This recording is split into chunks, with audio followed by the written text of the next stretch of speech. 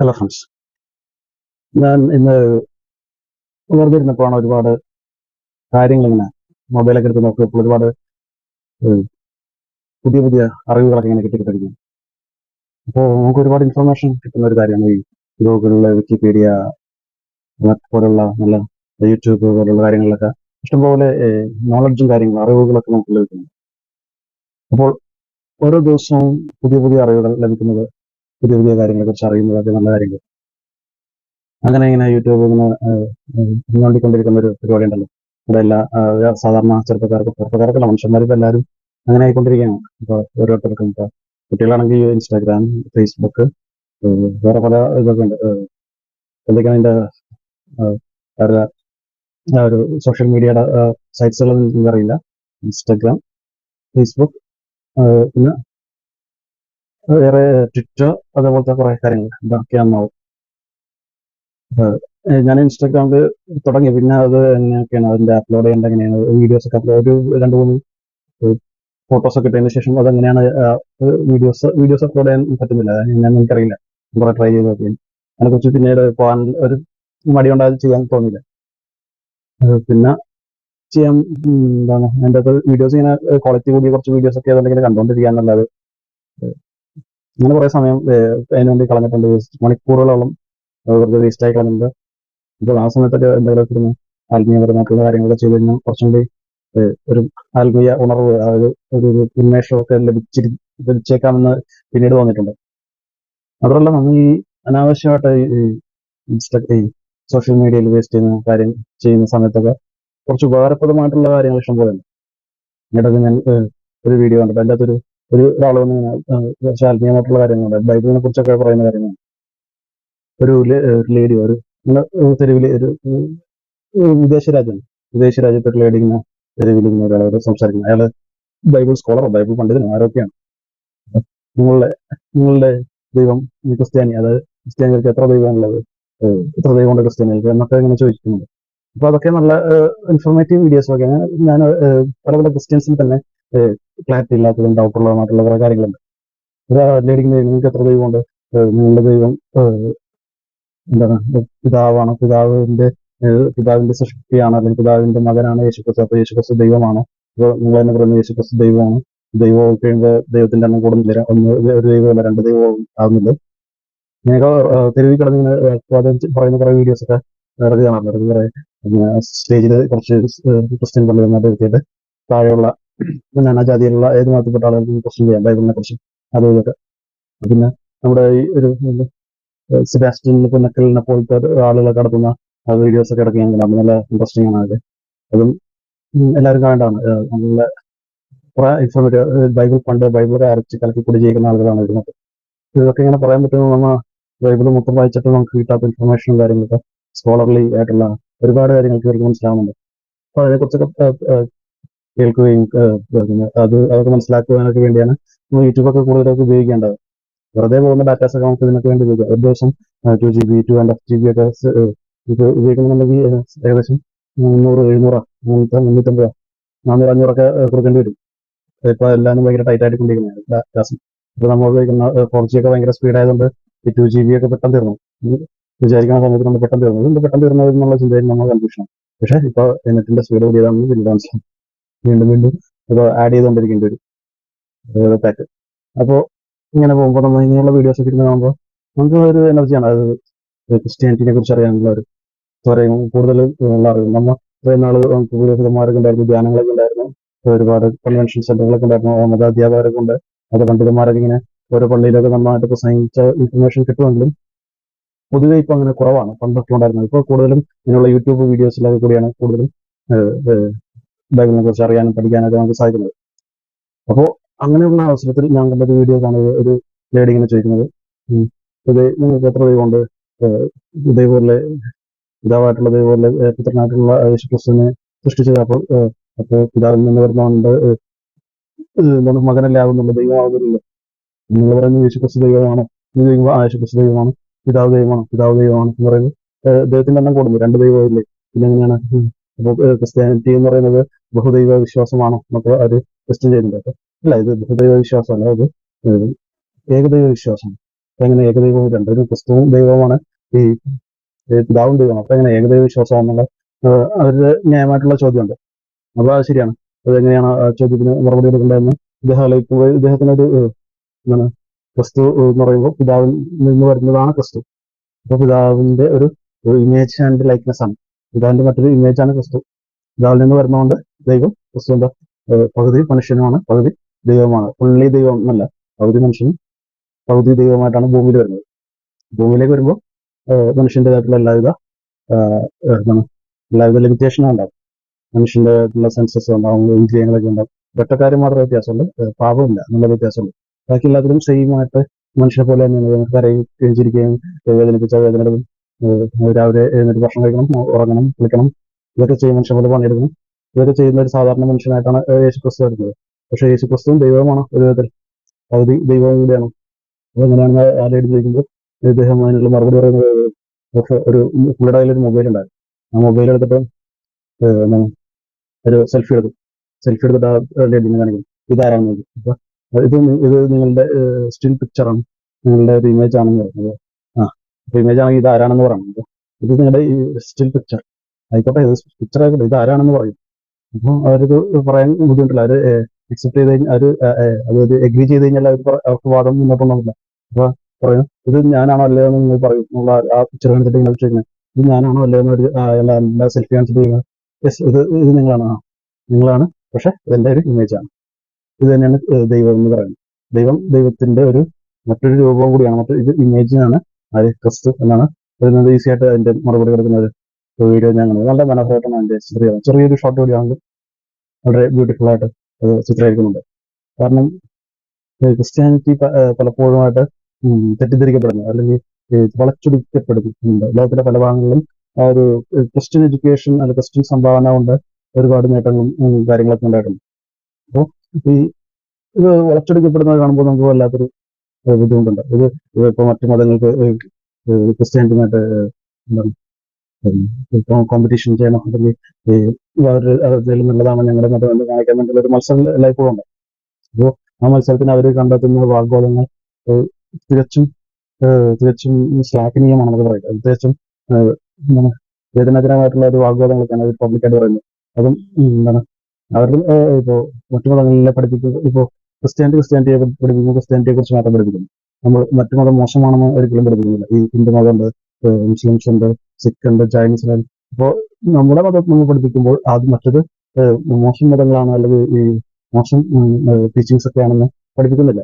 ഇത് ഞങ്ങളുടെ മതം. പക്ഷെ ഇത് അവസ്ഥയല്ല ആ മറ്റു മതങ്ങളിൽ ചിലപ്പോൾ ഒരു പക്ഷേ ക്രിസ്ത്യാനിറ്റി മോശമാണെന്നൊക്കെ പറഞ്ഞ ക്രിസ്ത്യാനിറ്റി എല്ലാം ഭയങ്കര വൃത്തികേടാണ്, അവരെന്താണ് പിഴച്ച ആൾക്കാരാണെന്നൊക്കെ തന്നെ പഠിപ്പിക്കുന്ന, ഭയങ്കര മോശമായിട്ട് ചിത്രീകരിക്കുന്ന സാഹചര്യം കൂട്ടായ്മകളൊക്കെ ഉണ്ട്. അപ്പോൾ അതിൽ നിന്ന് നമ്മളെ എന്താണ് നമ്മൾ തെളിയിക്കേണ്ടത് ആവശ്യകത ചില സമയങ്ങളിൽ വന്നിട്ടുണ്ട്. അപ്പോൾ ആ സമയത്ത് നമ്മൾ സൈലന്റ് ആയിട്ടിരിക്കാൻ പാടില്ല. സൈലന്റ് ആയിട്ടിരിക്കേണ്ട സമയത്ത് സൈലന്റ് ആണ്. ഈ ക്രിസ്ത്യാനികളെ എന്തോരം അടിച്ച് താഴ്ത്തുന്ന അത്രയും വളരുന്ന ഒരു സഭയും കൂടിയാണ് ക്രിസ്ത്യാനിറ്റി. അപ്പോൾ ഈ സമയത്ത് എന്താണ് ചിന്തിക്കേണ്ടത്? ഈ സമയത്ത് ചിന്തിക്കേണ്ടത് മറുപടി കൊടുക്കേണ്ടത് വ്യക്തമായിട്ടുള്ള മറുപടി, ഏറ്റവും ശക്തമായിട്ടുള്ള മറുപടി ഒക്കെ കൊടുക്കണമെന്നുണ്ടെങ്കിൽ അതിന് ക്രിസ്ത്യാനിറ്റിയെ കുറിച്ച് നല്ല ആഴത്തിലുള്ള പാണ്ഡിത്യം ഒരു ആവശ്യമുണ്ട്. ഈ പാണ്ഡിത്യം ആർക്കാറുള്ള സഭയിലുള്ള ചില സ്കോളേഴ്സ്, നേരത്തെ പറഞ്ഞ പോലെ സെബാസ്റ്റ്യൻ പുന്നക്കലിനെ പോലത്തെ ആളുകളൊക്കെ നല്ല എന്തും എവിടെ നിന്ന് ഏതും നമ്മുടെ മാത്രമല്ല പല ഗ്രന്ഥങ്ങളും ബൈഹാർട്ടായിട്ടുള്ള ആളുകളാണ്.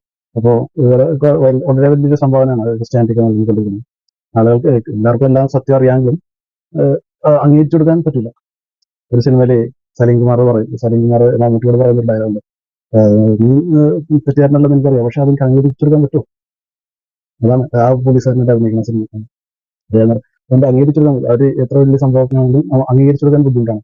കാരണം അംഗീകരിച്ചു കൊടുത്തു കഴിഞ്ഞാൽ അത് അവർക്ക് അഹങ്കാരം കൂടിയാലോ എന്നുള്ളൊരു പേടിയൊക്കെ ഉണ്ട്. അപ്പോൾ ഒരു ഇതുണ്ടെങ്കിൽ അതിനകത്ത് മത്സരിക്കുന്ന മറ്റൊരു കാര്യം കൂടി ഉണ്ടാവണം. ഇപ്പോൾ ഒരു നായകനുണ്ടെങ്കിൽ അതിൽ ഓപ്പോസിറ്റ് ആയിട്ട് അതേപോലത്തെ മറ്റൊരു നായകനും സിനിമയിലൊക്കെ വരുന്ന നമ്മൾ കണ്ടുണ്ടാവും. ഒരു ഗായകനുണ്ടെങ്കിൽ, യേശുദാസിനെ പോലത്തെ ഒരു വലിയൊരു ഗായകനുണ്ടെങ്കിൽ അദ്ദേഹത്തോട് മത്സരിക്കാനുള്ള ഭാഗത്തിൽ മറ്റൊരു ഗായകൻ ജയേന്ദ്ര പോലെയുള്ള ഗായകനൊക്കെ വരുന്നത് നമുക്ക് കാണാം. ഞാൻ ഉദ്ദേശിച്ച മത്സരമല്ല, എന്നാലും അതിന്റെ ഒപ്പത്തിന് ഒരാളൊറ്റൊക്കെ അങ്ങോട്ട് ആളാവണ്ട. രണ്ടുപേരൊക്കെയാണ് ഇപ്പൊ ഒരു അടുത്ത കൈ ഉണ്ടെങ്കിൽ വലുതുണ്ട്.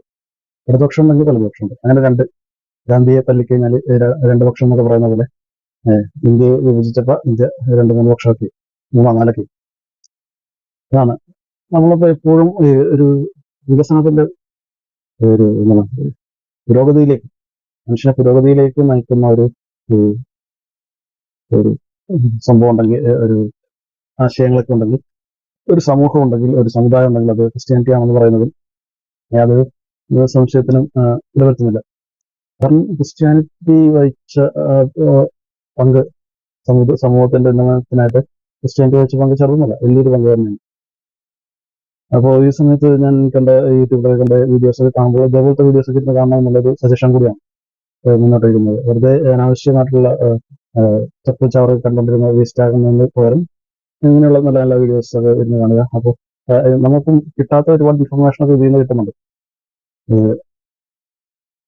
പിന്നെ അത് മാത്രമല്ല, ഇപ്പോൾ കണ്ടുവരുന്ന ഒരു ഭയങ്കര ഒരു ബുദ്ധിമുട്ട് എന്ന് പറയുന്നില്ല, ഒരു ഒരു തടസ്സം പോലെയല്ല, ഒരു ഉദ്ദേശിക്കുന്ന ലക്ഷ്യം പ്രാപിക്കാത്ത ചില സംഭവങ്ങൾ, ഉദ്ദേശിക്കുന്ന ലക്ഷ്യം പ്രാപിക്കാത്ത ചില കാര്യങ്ങൾ ഇവിടെ ക്രിസ്ത്യാനിറ്റിയിൽ സംഭവിക്കുന്നുണ്ട്. എന്താണെന്ന് വെച്ച് കഴിഞ്ഞാൽ ഇപ്പോൾ നമ്മുടെ കൂടുതലും കേരളത്തിലൊക്കെ ആണെങ്കിൽ കൂടുതലും എന്താണ് വിശ്വാസം വളരെയധികം ഉള്ളതും വളരുന്നതുമായിട്ടുള്ള ഒരു സ്ഥലമാണ് കേരളം. അപ്പോൾ കേരളത്തിൽ ഇപ്പോൾ ക്രിസ്ത്യൻ വിശ്വാസികളുടെ ഇടയിൽ കൂടുതലും വിശുദ്ധന്മാരും ക്രിസ്തുവിന്റെ മാതാവ്, വിശുദ്ധന്മാർ, ഇവരെയൊക്കെ ബേസിലാണ് കുറെ ദേവാലയങ്ങളും പള്ളികളൊക്കെ നമ്മൾ കണ്ടുപോകുന്നത്. അപ്പോൾ നമ്മൾ ഇങ്ങനെ ഒരുപാട് വിശുദ്ധന്മാരുടെ ലിസ്റ്റ് എടുത്ത് കഴിഞ്ഞാൽ തീരില്ല. എല്ലാ ദിവസവും ഒരു പുസ്തകം തന്നെ ഉണ്ട്, അനുദിന വിശുദ്ധന്മാർ എന്നൊക്കെ പറഞ്ഞ്, അനുദിന വിശുദ്ധൻ എന്ന് പറയുന്ന പുസ്തകങ്ങളൊക്കെ ഉണ്ട്. ആ പുസ്തകങ്ങളിൽ എല്ലാ ദിവസവും ഓരോ വിശുദ്ധൻ, ആ ദിവസത്തിന്റെ ഫീസ്റ്റ് ആഘോഷിക്കുന്ന വിശുദ്ധനെ കുറിച്ച് നമ്മൾ വായിച്ചു കാണും. പക്ഷേ ഇതിൽ നിന്ന് വ്യത്യസ്തമാക്കുന്ന ഒരു കാര്യം എന്താണെന്ന് വെച്ച് കഴിഞ്ഞാൽ വിശുദ്ധന്മാരെ എങ്ങനെ ജീവിച്ചു എന്നതിൽ ഒരു നല്ലൊരു ജീവിതം നയിച്ചു, വളരെ സോഷ്യലായിട്ട് ഭയങ്കര പ്രകടനം നടത്തി ജീവിച്ചവരുണ്ട്, സിമ്പിളായിട്ട് ജീവിച്ചവരുണ്ട്, ആരും അറിയാതെ ജീവിച്ച് വിശുദ്ധരായവരൊക്കെ ഉണ്ട്. പിന്നെ പല വിഭാഗത്തിൽപ്പെട്ട പല രീതിയിലും പല സ്റ്റൈലിലൊക്കെ വിശുദ്ധിയിലേക്ക് വളർന്ന ആളുകളുടെ എണ്ണം ഇഷ്ടംപോലെയാണ്. അപ്പോൾ ഇവരൊക്കെ എങ്ങനെ വിശുദ്ധരായി, എങ്ങനെ ഇവരൊക്കെ ഈ ഒരു അറിയപ്പെടുന്ന ആളുകളായി എന്നൊക്കെയുള്ളൊരു അവലോകനം എല്ലാ ദിവസവും നമ്മൾ അറിയുന്നുണ്ട്. ഇവരുടെയൊക്കെ പേരിലൊക്കെയാണ് ഒരുപാട് ദേവാലയങ്ങളും കാര്യങ്ങളൊക്കെ ഇവരൊക്കെ ഉള്ളതുള്ളത്. പിന്നെ ദൈവമാതാവിന്റെ, മറിയത്തിന്റെ, മേരിയുടെ, അവരുടെ കാർമൽ, അങ്ങനെയുള്ള പല പേരുകളിലും ഒരുപാട് ദേവാലയങ്ങളും കാര്യങ്ങളൊക്കെ ഉണ്ട്. അപ്പോൾ നമ്മുടെ മെയിനായിട്ട് ശ്രദ്ധിക്കേണ്ട കാര്യം ഇവിടെ വരുന്നത് എന്താണെന്ന് വെച്ച് കഴിഞ്ഞാൽ, ഈ ഒരു ദേവാലയങ്ങളുടെ അല്ലെങ്കിൽ ഒരുപാട് വരുന്ന ആളുകൾ കൂടുതലും ശ്രദ്ധിക്കുന്നത് ഈ ഒരു വിശുദ്ധന്മാരിലും ഈ ദൈവമാതാവിലും ഒക്കെയാണ്. അത് അവരെ കൂടുതൽ അട്രാക്ട് ചെയ്യുന്നു, അത് കൂടുതൽ അവരെ ആകർഷിക്കുന്നു. അവരുടെ ജീവിതം, അവരുടെ അത്ഭുതങ്ങൾ, അവരുടെ ആ ഒരു പ്രവർത്തികൾ, അവരുടെ ജീവിതശൈലി, ഇതെല്ലാം ഒരുപാട് ആകർഷിക്കപ്പെടുന്നുണ്ട്. പക്ഷെ ഈ ആകർഷണത്തിൽ നിന്ന് അവരെ പോലെ ആവുക, നമുക്ക് ഒരുപാട് ഫിലിം സ്റ്റാർസ് ഒക്കെ ഉണ്ട്, മോഹൻലാൽ, മമ്മൂട്ടി, അജിത്ത്, സൂര്യ, വിജയ്, രജനീകാന്ത്, ഇവർക്കൊക്കെ ഓരോ ഫാൻസ് ഒക്കെ ഉണ്ട്. ഇതുപോലെ തന്നെ ഈ പറയുന്ന വിശുദ്ധന്മാർക്കുണ്ട് ഫാൻസും കാര്യങ്ങളൊക്കെ. ഓരോ യുവജന സംഘടനകളും സംഘടനകളൊക്കെ ഉണ്ട് വിശുദ്ധന്മാരെ അനുകരിച്ച് ജീവിക്കുക, വിശുദ്ധന്മാരെ പോലെ ഡ്രസ്സ് ചെയ്ത് കുട്ടികളെയൊക്കെ എന്താണ് അണിനിരത്തുക, കാറ്റഗിസംഗീത ക്ലാസ്സുകളിലും മറ്റ് സമയങ്ങളിലൊക്കെ വാർഷികാഘോഷത്തിന്റെ ഭാഗങ്ങളൊക്കെ ഇട്ടും പ്രച്ഛന്ന വേഷം പോലെ വിശുദ്ധന്മാരുടെ ആ ഒരു ഉടുപ്പൊക്കെ ധരിപ്പിച്ച് അവരെ ഇങ്ങനെ പ്രസന്റ് ചെയ്യുക, അതിന് സമ്മാനം നേടുക, അങ്ങനെയൊക്കെ ഒരുപാട് കാര്യങ്ങളുണ്ട്. പക്ഷേ ഇതൊക്കെ നല്ലതാണ്, ഇതൊക്കെ ഒരു വിശുദ്ധിയിൽ വളരെ നല്ലതാണ്. വിശുദ്ധിയിൽ വരിക എന്നുള്ള ഒരു ഒരു പ്രൈമറി സ്റ്റേജ് മാത്രമാണ്, അത് ഒരു ലാസ്റ്റ് ഗോൾ എന്നല്ല. അതാണ് നമുക്ക് ഒരു ചെറിയ മിസ്റ്റേക്ക് ആയിട്ട് ഇവിടെ കാണുന്നത്. ഇതൊരു പ്രൈമറി സ്റ്റേജ് മാത്രമാണ്. ഇതിലൂടെ വേറെ എവിടെയൊക്കെ എത്താൻ കൂടിയുണ്ട്. വേറെ എവിടെയോ എത്തുന്നതിനുള്ള ഒരു മാർഗം, ഒരു വഴി ഇപ്പൊ നമുക്ക് ഒരു അടുത്തുള്ള ഒരു ദേവാലയത്തിൽ ഇവിടെ ഫേമസ് ആയിട്ടുള്ള ലുലു മോളിലെത്തണം എന്ന് വിചാരിച്ചു. ലുലു മോളിലെത്താൻ ഒരുപാട് വഴികളുണ്ട്. ലുലു മോളിലെത്തണമെങ്കിൽ ഷോർട്ട് കട്ട് വഴി നമ്മളവിടെ മെയിനായിട്ടുള്ള റോഡിലെത്തണം. മെയിനായിട്ടുള്ള റോഡിൽ എത്തിയിട്ട് ആ റോഡ് കണ്ടിട്ട് ആ റോഡിൽ ഭ്രമിച്ച് അവിടെ നിന്ന് എങ്ങനെ ശരിയാകും? ലുലു മോളിലാണ് എത്തണം. ആ ലുലു മോൾ ഇടവഴി കൂടി കയറി മെയിനായിട്ടുള്ള റോഡിലെത്തി, മെയിൻ റോഡിലെത്തി, ലുലു മോളിന്റെ ഫ്രണ്ടിലേക്ക് കൂടി പോകുന്ന ആ ഒരു മെയിൻ റോഡിലേക്ക് എത്തി. അവിടെ എത്തി കഴിയുമ്പോഴും അവിടെ ഹൈവേ പോലത്തെ വലിയ റോഡല്ലേ, അവിടെ എത്തി ആ ഹൈവേ കണ്ട് ഹൈവേയിൽ ഭ്രമിച്ച് എങ്ങനെയായിരിക്കും? അപ്പൊ നമ്മൾ അവിടെ അങ്ങോട്ട് സ്റ്റോപ്പായി പോകും. അതിനുശേഷം വീണ്ടും മുന്നോട്ട് പോയാലേ ലുലുമുള്ളത്തുള്ളൂ. അപ്പോൾ ഈ ഇടവഴിയിൽ കൂടി എത്തുന്ന ഹൈവേകളിൽ എത്തുന്ന ഞാൻ കഴിഞ്ഞു. ഹൈവേ ആണ് വിശുദ്ധന്മാര് എന്ന്, അല്ലെങ്കിൽ മറിയം അല്ലെങ്കിൽ മേരി എന്നൊക്കെ പറയുമ്പോൾ നമുക്ക് അഭിസംബോധന ചെയ്യാം. ഒരു മേരി എന്ന് പറയുമ്പോൾ നമുക്ക് ഒരു സ്വർഗത്തിലേക്കുള്ള ഒരു ഏണിയായിട്ട് നമുക്ക് കണക്കാക്കുന്ന പോലെ എന്താ വിശുദ്ധന്മാര് നമ്മെ സഹായിക്കുന്ന ഒരു ഘടകം എത്തേണ്ടടുത്ത് എത്തിയിട്ടില്ല. അപ്പൊ എവിടെയാണ് എത്തേണ്ടത്? എത്തേണ്ടത് തികച്ചും ക്ലിയർ ആയിട്ടുള്ള ഒരു കാര്യമാണ്. അതാണ് യേശു ക്രിസ്തുവിലാണ് എൻഡ്. ആ എൻഡ് മനസ്സിലാക്കാതെ വിശുദ്ധന്മാരിലെത്തിയ അവര് ഹാപ്പി ആയിട്ട് സ്വസ്ഥമായിട്ടിരിക്കുന്ന ഒരു അവസ്ഥ എന്നും കാണുന്നുണ്ട്. വിശുദ്ധന്മാരാണ് ലാസ്റ്റ് പ്രൈമറി, ലാസ്റ്റ് എൻഡ്. അത് ഏറ്റവും അവസാനത്ത് വരുന്നത് വിശുദ്ധന്മാർ. അത് കഴിഞ്ഞ് അങ്ങനത്തെ ഒന്നും ഇത് വിശുദ്ധനെ പോലെ ആയാൽ മതി, അല്ലെങ്കിൽ എനിക്ക് ആ വിശുദ്ധനെ പോലെ ആയാലും മതി, അതിന്റെ അപ്പുറത്തേക്ക് അടുത്ത സ്റ്റേജിലേക്ക് കടക്കുന്നില്ല. അതിന്റെ അടുത്ത സ്റ്റേജിലേക്ക് കിടക്കണം. അതിനു വേണ്ടിയാണ് വിശുദ്ധന്മാര് വെച്ചിരിക്കുന്നത്. വിശുദ്ധന്മാരുടെ വഴികാട്ടി മാത്രമാണ്, മാർഗം മാത്രമാണ്. ലക്ഷ്യം വിശുദ്ധന്മാരല്ല, വിശുദ്ധി വഴിയാണ്. വിശുദ്ധിയിലൂടെ എവിടെ എത്തണം അതുകൂടി പരിശ്രമിക്കുകയാണ്. അപ്പോൾ വിശുദ്ധിയിലൂടെ നമ്മൾ ജീവിച്ചിട്ട് ക്രിസ്തുവിലെത്തുക, അതാണ് വ്യതിയാനം. ക്രിസ്തുവിലെത്താണ്ട് വേറെ എവിടെയെങ്കിലുമൊക്കെ എത്തിയിട്ട് അല്ലെങ്കിൽ വിശുദ്ധന്മാരിലെ ആനന്ദം കൊണ്ട് അതിൽ മതി നടന്ന് നിന്നിട്ടൊരു കാര്യമില്ല. അവിടെ എത്തുമ്പോൾ നമുക്കൊരു പ്രത്യേക ആത്മീയ തേജസ്സും ആത്മീയ ഓജസ്സും ഒക്കെ ഉണ്ടാവും.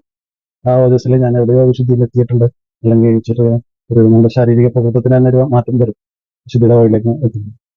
ഓരോ സ്റ്റേജസ് ഉണ്ട്. അപ്പോൾ ഇങ്ങനെ വിശുദ്ധന്മാരുടെ ഭയങ്കര സ്കോളർ ആയിട്ടുള്ള ഒരു വിശുദ്ധനാണ് Saint John of the Cross, വിശുദ്ധ പുരുഷന്റെ യോഹനാൻ. ആ വിശുദ്ധ യോഹനാൻ എന്ന വിശുദ്ധൻ തന്നെ പറയുന്നുണ്ട്. പിന്നെ അമത്രേസ്യ, ആയുധായിലെ അമത്രേസ്യയും പറയുന്നുണ്ട്. പല പല സ്റ്റേജസിന്റെ ആയിരുന്നു പ്രാർത്ഥന. ആത്മീയ ജീവിതത്തിൽ ഓരോ സ്റ്റേജസ് ഉണ്ട്. ഒരു ആത്മാവ് എത്തിച്ചേരുന്ന പല സ്റ്റേജസ് ഉണ്ട്.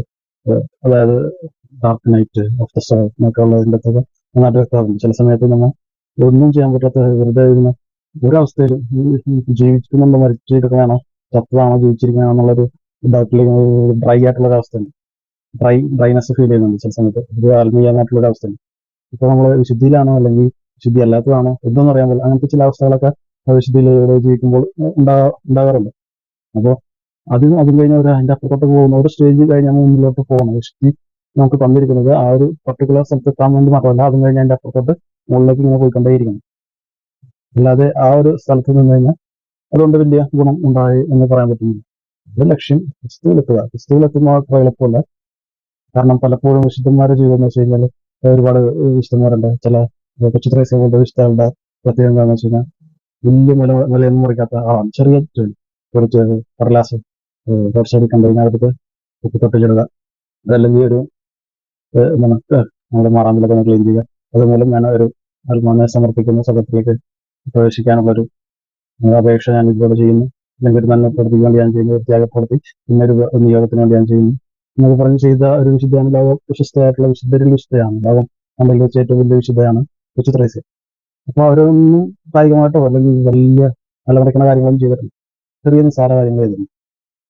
അപ്പോൾ ഈ സ്റ്റേജ് കഴിഞ്ഞ് അവർ ആ സ്റ്റേജിൽ ജീവിച്ചു. അത് കഴിഞ്ഞിട്ട് മറ്റൊരു സ്റ്റേജിലേക്ക് പോയിട്ടുണ്ട്. അത് ലോകത്തിലെ അധികം അറിയപ്പെട്ടിട്ടില്ല, അറിയപ്പെടണം. അതുകൂടി പ്രാക്ടീസ് ചെയ്യണം. ഒരു വിശുദ്ധിയിൽ ജീവിച്ചു, അതിനുശേഷം ഒരു പർട്ടിക്കുലർ പോയിന്റ് എത്തിയപ്പോൾ വിശുദ്ധിയും കടന്ന് വിശുദ്ധിയിൽ തന്നെ മറ്റൊരു സ്റ്റേജിലോട്ട് കിടക്കുന്നു. ആത്മാവിന്റെ പല പല സ്റ്റേജസ് ഉണ്ട്. ഞാൻ നല്ലവനായിട്ട് കുറ്റങ്ങളൊന്നും ചെയ്യുന്നില്ല, പാപങ്ങളൊന്നും ചെയ്യുന്നില്ല, മിസ്റ്റേക്കുകളൊന്നും ചെയ്യുന്നില്ല. ഓക്കെ, അപ്പോൾ വിശുദ്ധനായി. ഇതോടെ പരിപാടിയെല്ലാം തീർന്ന് എല്ലാം കെട്ടിക്കൂട്ടി പോവുക അല്ല. അത് കഴിഞ്ഞിട്ട് അത് മെയിൻറ്റെയിൻ ചെയ്യുക. മെയിൻറ്റെയിൻ ചെയ്തതിനു ശേഷം മറ്റൊരു സ്റ്റേജസിലോട്ടാണ് കിടക്കുന്നത്.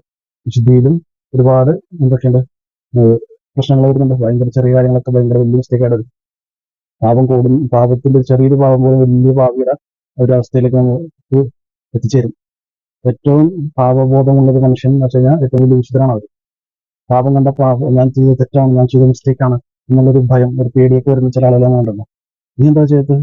ഇപ്പോൾ നമ്മളോട് ചില ആളുകൾ ചോദിക്കാറ്, നീ പേടിയുള്ളതുകൊണ്ടല്ലേ അത് ചെയ്യാത്തത്, ഈ പേടിയുള്ളതുകൊണ്ടല്ലേ അത് ശരിയാണ്. ചില സമയത്ത് ചില കാര്യങ്ങൾ നമ്മൾ ചെയ്യുന്നത് ഭയപ്പെടുന്നതുകൊണ്ടാണ്. ആരെ പേടിക്കണം, എന്തിനാ പേടിക്കണം? നമ്മൾ ആ പാപത്തിന്റെ ആ നാരകീയാവസ്ഥ മനസ്സിലൊരു പേടി നമുക്ക് ഓട്ടോമാറ്റിക്കായിട്ട് വരും. ഈ പേടി വരുമ്പോൾ നമ്മൾ അത് ചെയ്യണ്ട, ചെയ്ത് കഴിഞ്ഞാൽ അതിന്റെ ഒരു ആഫ്റ്റർ എഫക്ട് നമുക്കറിയാവുന്നതുകൊണ്ട് ഞാൻ ചെയ്തില്ല, അതുകൊണ്ട് നമ്മൾ ചെയ്യുന്നില്ല. അപ്പോൾ ആദ്യം നമ്മൾ പണിഷ്മെന്റ് പേടിച്ചിട്ട് ചെയ്യാതിരിക്കുന്നത് നല്ല കാര്യമാണ്. അത് മോശം കാര്യമല്ല, അത് നല്ല കാര്യമാണ്. പണിഷ്മെന്റ് അറിയാം ചെയ്ത് കഴിഞ്ഞാൽ ചില ആളുകൾക്ക് പണിഷ്മെന്റ് എന്താണെന്ന് അറിയില്ല. നാരകീയ പണിഷ്മെന്റ് ഭയങ്കര പണിഷ്മെന്റാണ് അതിനെ കുറിച്ച് ബോധം ഉണ്ടാവില്ല. വെറുതെ ഈ മൃഗതുല്യ ജീവിതമാണ്. നല്ല ചെയ്താൽ ഇപ്പോൾ ഒരാളെ വഴികൂടി പോകാനുള്ള കത്തിക്കൊന്നാലും കാണാം.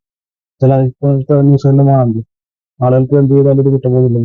ഒരു കുറ്റബോധമില്ലാത്ത ചെയ്ത് കുത്തിക്കൊല്ലുമ്പോൾ എന്ത് മനോഭാവം കുത്തിക്കൊള്ളുന്നതിന് മുമ്പുള്ള മനോഭാവമൊക്കെ ചെയ്യുന്നു. അപ്പൊ ഇത് പശ്ചാത്താപമില്ല, ആളുകളുടെ എണ്ണം പെരുകുന്നത്. അപ്പൊ അങ്ങനെയുള്ള സമയത്താണ് ചില ആളുകൾക്ക് അത് പണിഷ്മെന്റ് ഉണ്ടാവും എന്ന് അറിഞ്ഞുകൊണ്ട് അത് ചെയ്യേണ്ടത്. ആ പണിഷ്മെന്റ് എനിക്ക് പേടിയാണ്, അല്ലെങ്കിൽ അതിന് ദൈവം പിടിച്ചാലോ, മനുഷ്യന്മാർ പിടിക്കുന്നതിന് നല്ല ദൈവം അത് മനസ്സിലാക്കിയാലോ, ദൈവം എല്ലാം അറിയുന്നു, ദൈവം മനസ്സിലാക്കിയാലോ എന്നുള്ളൊരു പേടി നമ്മുടെ മനസ്സിനെ ഭയങ്കരമായിട്ട് വേട്ടയാടുന്നുണ്ട്. മൃഗീയമായിട്ടുള്ളൊരു അവസ്ഥ. അത് അറിയുമ്പോൾ നമുക്ക് ഭയങ്കര പേടിയാവും. ദൈവം അത് കാണുന്നുണ്ടല്ലോ, ദൈവം അത് അറിയുന്നുണ്ടല്ലോ, ഇതൊന്നും ചെയ്യാതിരിക്കുക എന്നൊരു മനസ്സിലേക്ക് നമ്മൾ വരും.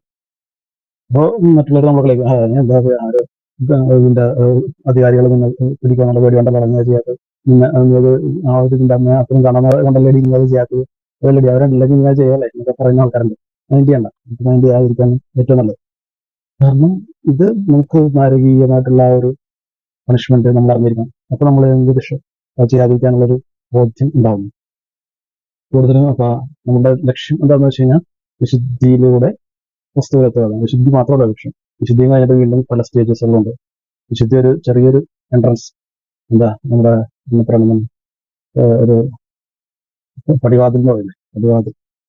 പടിവാതിലിന്റെ ഒരു ഇംഗ്ലീഷ് ടേം ഉണ്ട്, ഇടയ്ക്ക് ആ ഒരു ടേം എന്താ എനിക്ക് ഇപ്പൊ കിട്ടുന്നില്ല. പടിവാതിൽ, ആ ടേമാണ്. ആ പടിവാതിലിൽ എത്തുന്ന ഒരു അവസ്ഥയാണ് വിശുദ്ധി. പടിവാതിൽ മാത്രമല്ല, അതും കഴിഞ്ഞ് വീണ്ടും മുന്നോട്ട് പോകണം. വീണ്ടും മുന്നോട്ട് പോകാൻ കഴിയാത്ത ഒരുപാട് മനുഷ്യന്മാർ ഇപ്പോൾ ജീവിച്ചിരിക്കുന്നത്. അതുകൊണ്ട് തന്നെ വിശുദ്ധിയിലൂടെ നമ്മുടെ സ്വർഗരാജ്യം ഭൂമിയിൽ നമുക്ക് കാണാൻ സാധിക്കുന്നില്ല. സ്വർഗരാജ്യം ഭൂമിയിൽ കണ്ടവരൊക്കെയാണ് ഈ വിശുദ്ധന്മാർ. അവർ വിശുദ്ധിയിൽ മാത്രമായിട്ടെങ്കിലും, വിശുദ്ധി എന്ന സ്റ്റേജ് മാത്രമല്ല, അതും കഴിഞ്ഞിട്ട് വീണ്ടും മുന്നോട്ട് പോയിട്ടുണ്ട്. വിശുദ്ധി കയ്യിൽ വെച്ചുകൊണ്ട് വീണ്ടും മുന്നോട്ട് പോകും. നമ്മളതിൽ ഒരു സിനിമയുടെയൊക്കെ അവസാനത്തിൽ നമുക്ക് സിനിമയുടെ ക്ലൈമാക്സിലൊക്കെ എല്ലാ പണവും നായകന് തിരിച്ചു കിട്ടും. നഷ്ടപ്പെട്ടു പോയല്ല തിരിച്ചു കിട്ടും. അത് തിരിച്ചു കിട്ടിയ പണം കൊണ്ട് നായകൻ പിന്നീട് എന്ത് ചെയ്തു എന്നുള്ളത് ഇത് കാണിക്കുന്നില്ല. അപ്പോൾ അതേപോലെ നമ്മൾ വിശുദ്ധി പ്രാപിച്ചു കഴിഞ്ഞാൽ വിശുദ്ധി കിട്ടും. ഇനി ഇത് വെച്ച് എന്ത് ചെയ്യുന്നു എന്നതിലും കൂടിയാണ് നമ്മുടെ കഴിവിരിക്കുന്നത്. അപ്പോൾ ഇത് കഴിഞ്ഞ് മുന്നോട്ട് ഒരുപാട് പോകേണ്ടതുണ്ട്. അപ്പോൾ ആ പോകുന്നതിന്റെ ചെറിയ സ്റ്റെപ്പുകൾ മാത്രമാണ് ഇത് വിശുദ്ധി എന്ന് പറയുന്നത്. പിന്നീട് ക്രിസ്തു ജീവിച്ചൊരു ജീവിതമാണ് നമ്മൾ യഥാർത്ഥത്തിൽ ഫോളോ ചെയ്യേണ്ടത്. അല്ലാതെ ആരെയും വിശുദ്ധന്മാർ ജീവിച്ച ജീവിതമല്ല, ക്രിസ്തു ജീവിച്ച ജീവിതം. ഫോളോ ക്രൈസ്റ്റ് ആണ്. ക്രിസ്തുവിനെ പിന്തുടരുകയാണ്, പിൻചെല്ലുക. ക്രിസ്തുവിനെ പിൻചെല്ലുക എന്ന് പറഞ്ഞാൽ പൊടിയും തട്ടി ബൈ ബൈ, നന്ദി തെറ്റാ ബൈ ബൈ ഞാൻ പോട്ടെ എന്ന് പറയുന്ന പരിപാടിയാണ് എല്ലാവർക്കും കണ്ടിരുന്നത്. കാരണം അത് കുറച്ച് റിസ്ക് ആയിട്ടുള്ള പരിപാടി. അതിന് നമ്മളെ കിട്ടില്ല മോനെ എന്ന് പറയുന്ന ഒരു പരിപാടിയുണ്ട്. പക്ഷെ ആ ഒരു വഴി അത്ര എളുപ്പമല്ല. എളുപ്പത്തിലേക്കുള്ള വഴി കല്ലും മുള്ളും പറഞ്ഞാണ്.